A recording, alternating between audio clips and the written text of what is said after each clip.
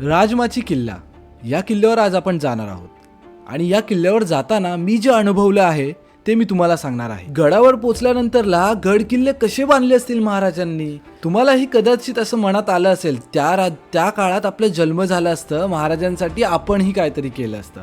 खरंच त्याच ठिकाणी मी जेव्हा कॅम्पिंग करायला गेलो, काजवे चारही दिशेला होते. घरगुती जेवण सुद्धा आम्ही जेवलो आणि राजमाचीच्या पायथ्याशी कॅम्पिंग सुद्धा केली. चला आता व्हिडिओ मी पूर्ण दाखवतो तुम्हाला. ॲक्च्युली आज सॅटर्डे आणि माझा एक कोलॅब होता, बट तो कॅन्सल झाला आहे. तर आता मी लगेच निघतो आहे. आपल्याला राजमाचीला जायचं होतं आणि तो ट्रेकिंगवाल्यांचं कोलॅब होतं, बट काय प्रॉब्लेम नाही. सर्व पॅकिंग केलं आहे, सगळं काही शूट आता आपण करणार आहे आणि मी पर्सनली घेऊन जातो आहे. मजा येईल. लोणावळ्याच्या इथून आपल्याला जायचं आहे आणि कसं काय प्रवास होईल, कसं काय आपण जाणार आहे त्याचं पूर्ण व्हिडिओ तुम्हाला माहिती पडेल. तर चला जाऊया. पुणे मुंबई महामार्गावर खोपोली व लोणावळा दरम्यान हा किल्ला सहजगत्या दिसतो. ट्रेकिंगसाठी सर्वात सोपा असून हा 833 मीटर उंच आहे. आता म्हणजे ऑलमोस्ट आपण पोचलोय राजमाचीच्या इथे. तर इथून जो फाउंटन आपल्याला दिसतो ना गडावरून, तो हाच त्याचं एंट्रन्स आहे फाउंटनचं. इथूनच खाली येतो. पुढे जाऊन बघूया काय आपल्याला पाहायला मिळेल.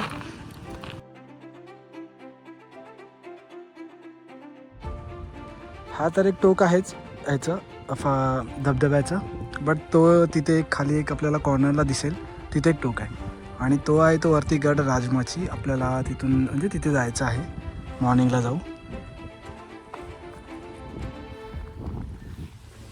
सो काय बोलतो प्रीती, कसं होतं एक्सपिरियन्स, काय चालू आहे? कंटाळा आला असेल फक्त तो रस्त्या बघून मिनीला. तर प्रीतीबद्दल सांगितलं तर तुम्हाला एक सांगतो की ती स्वतः म्हणजे ट्रेकर आहे. खूप 3-4 ट्रेक जाऊन आले आहे. खूप म्हणजे त्याच्याहून जास्त ट्रेकर असल्यामुळे थोडंसं हेल्प होतं. जय शिवराय, जय शिवराय. आता आपण थोडंसं एक ड्रोन शॉट घ्यावूया आणि मग जाऊया वरती.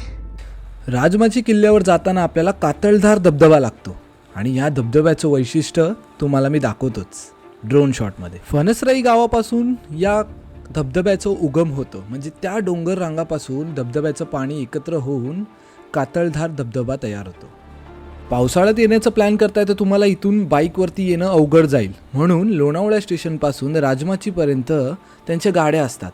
म्हणजे 8 ते 9 जण एका गाडीमध्ये बसू शकतात. 800 ते 900 रुपये घेतात.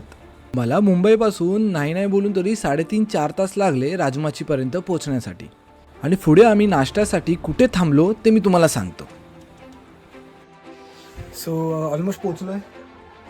गाडी लावली तिथे आणि आतमध्ये आपण चहा पियाला आलो. बाबा येऊ आतमध्ये. मस्त चुलीवरची चहा आज भेटणार आहे. बाबा नमस्कार, तुमचं नाव काय? नाव काय तुमचं? पांडुरंग उंबरे. पांडुरंग उंबरे. चुलीवरची चहा आज पियायचं.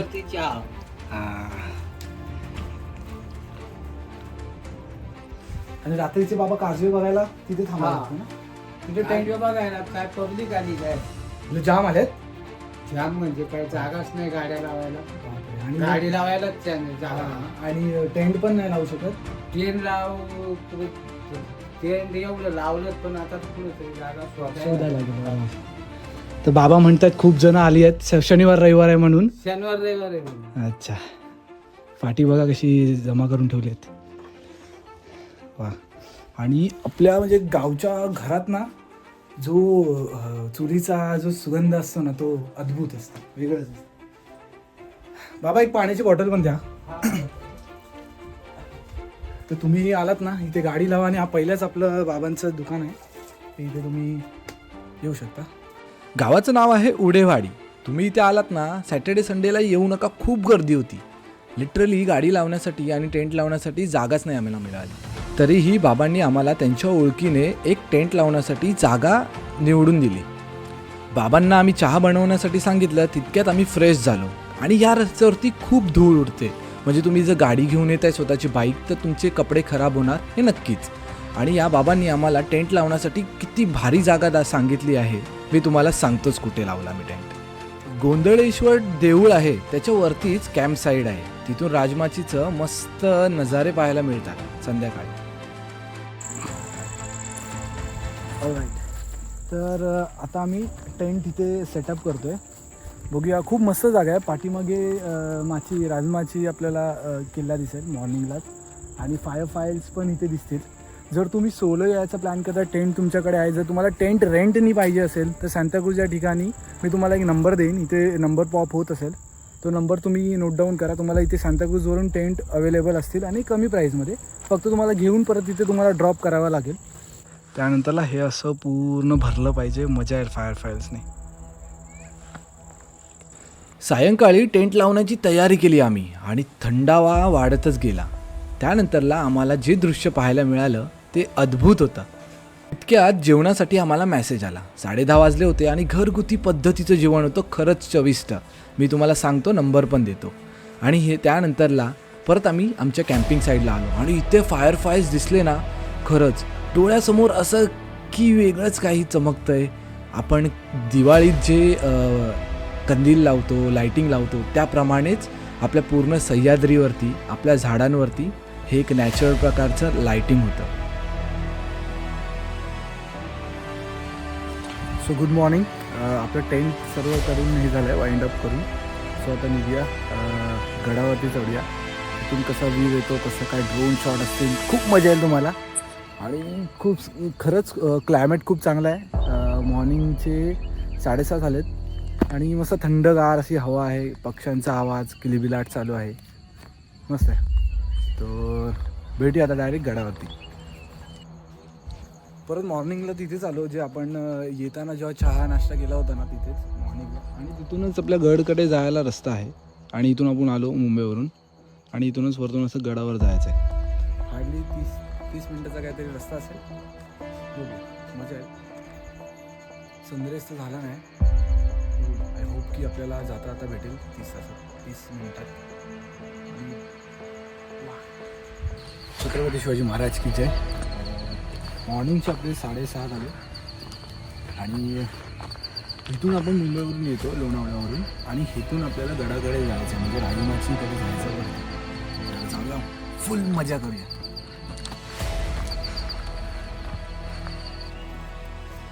सो जातानाच तुम्हाला पहिल्याच 2 मिनटावरती असे कातळ लेणी तुम्हाला पाहायला मिळेल. इथे आतमध्ये लेण्या आहेत. जातानाच म्हणजे नुकतंच आपण स्टार्ट केलं ते ट्रॅक. लेणी तुम्हाला नंतरला दाखवतो, आधी पुढे जाऊया.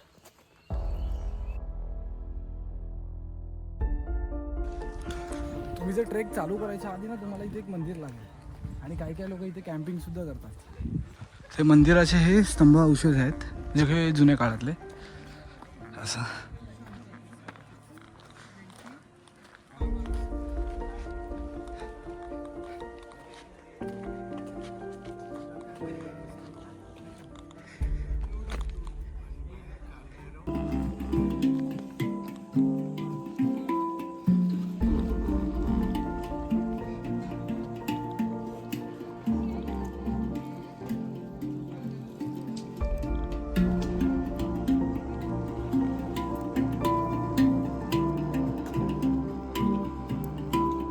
या मंदिराच्या गाभाऱ्यात आपल्याला शिवकालीन तोफ पाहायला मिळतात आणि बरंच काही मूर्त्या आहेत देवांच्या, देवी देवतांच्या.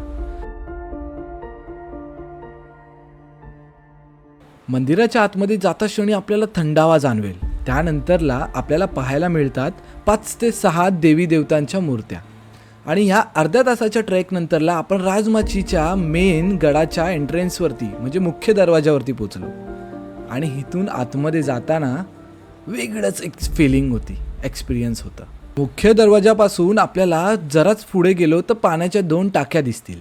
त्याच्यानंतरला त्या टाक्यांच्या अगदीच 2 मिनिटाच्या अंतरावरती आपल्याला कातलामध्ये कोरलेलं एक घर छोटंसं पाहायला मिळेल. काल रात्री आम्ही जे टेंट लावलं ना, त्या साईडला इथून बघ तिथे, आणि इथे ना साईडला तलाव आहे. तुम्ही त्या तलावाच्या बाजूला पण कॅम्पिंग करू शकता. माझ्या फिंगर थ्रू जे तुम्हाला दिसतं ना, तिथे तलाव आहे. जून महिन्याची ही माझी पहिली ट्रेक होती आणि इथलं हे एक्सपिरियन्स आणि इथलं जेही माझं दृश्य दिसत होतं ते एकदम अद्भुत होतं. गडाच्या वरच्या टोकाला आम्ही पोचलो.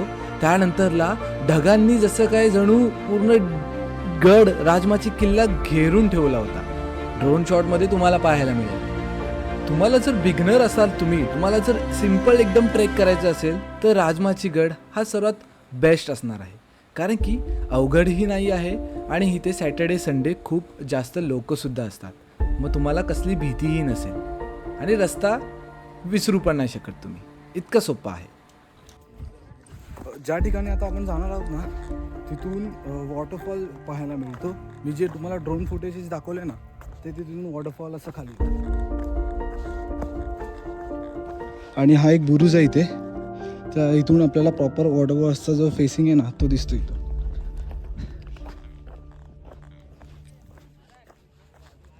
हा व्ह्यू एकदम सुपर असेल. इथे थोडंसं ड्रोन शॉट घेऊया. मुंबई या ठिकाणी राहून फक्त आपल्याला बिल्डिंगी दिसतात, पण ह्या आपल्या सह्याद्रीच्या कडावरती आपण गडांवरती आलो, सह्याद्रीवरती आलो की आपल्याला वेगवेगळे नजारे पाहायला मिळतात. त्यापैकी हा एक नजारा आहे राजमाची बुरुजचा. आणि या बुरुजामध्ये आपल्याला अंडरग्राऊंड गुफासुद्धा आहे. ते बुरुजाच्या पुढच्या भागावरती घेऊन जातं आणि इथे शिवकालीन ही काम केलेलं तुम्ही पाहू शकता. किती जुनं आणि किती सुंदर असं काम केलं आहे आपल्या महाराजांनी. या गुफेतून आतमध्ये गेल्यानंतरला बुरुजाच्या खालच्या टोकाला जातो आपण. तिथूनच आपल्याला कातळधारी धबधबा पाहायला मिळतो आणि हा व्ह्यू पॉईंट खूप सुंदर आहे. तुम्ही जर पावसामध्ये येण्याचा प्लॅन करताय तर इथून तुम्ही एक अशी मेमरीज आणि असं काही घेऊन जाल की तुम्ही कधी पाहिलं नसेल हा दृश्य. तुम्ही जर परतीचा प्रवास करत असाल तर बाजूलाच आपल्याला परत जाण्याचा एक दुसरा मार्ग आहे. ते आपण बुरुजावरून जाता जाता दिसेल. जाताना 2 टाक्या दिसतील. त्याच्यानंतर तुम्ही जर ते पाठच्या बुरुजवरून आलात ना ह्या रोडनी थोडंसं डिफिकल्ट आहे, म्हणजे चढायला त्रास होईल. बट तुम्हाला इथे पाण्याची टाकी दिसेल एक आणि खूप मोठी आहे तिथून इथपर्यंत. आणि हा सेकंड रूट आहे म्हणजे परत खाली उतरण्याचा. लिटरली सवय नाही ना. जूनमधली माझी पहिली ट्रेक आहे. सवय नाही त्यामुळे पूर्ण असं हापतोय.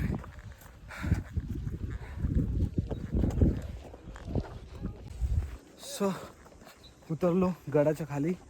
बॅग घेऊन परत मुंबईला. परत पुढच्या हफ्त्यामध्ये आपण अजून एक राऊंड मारू दुसऱ्या गडावरती. ते तुम्हाला मी नाव नेक्स्ट व्हिडिओ पहा, मजा येईल. आणि पुन्हा भेटूया नवीन व्हिडिओत. Thank you so much.